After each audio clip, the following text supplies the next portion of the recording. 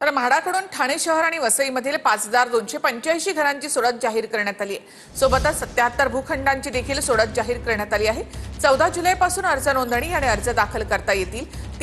3 September 2025 रोजी सकाळी 10 वाजता पात्र अर्जाची संगणकीय सोडत ठाण्यामधल्या डॉक्टर काशीनाथ घाणेकर नाट्यगृह येथे जाहीर केली जाणार आहे। गडकोटांच्या संवर्धनासाठी राज्य सरकारने आणखी ठोस पावलं उचलणं आवश्यक असंही मत व्यक्त। सरकारची ही जबाबदारी की ब्रँडिंग झाल्यानंतर खऱ्या अर्थाने शिवाजी महाराजांचे हे 12 किल्ले संवर्धन आणि जतन कशा पद्धतीने आपल्याला करता येईल। शिवरायांच्या किल्ल्यांचा समावेश जागतिक वारसा स्थळाच्या यादीत होणं ही अभिमानास्पद बाब। त्यामुळे किल्ल्यांचं जतन संवर्धन गांभीर्यानं केलं जाईल। इतिहास अभ्यासक इंद्रजीत सावंत यांची प्रतिक्रिया। किल्ल्यांना जागतिक वारसा मिळाल्यानंतर पुण्याच्या लाल महाल परिसरात भाजपकडून जल्लोष।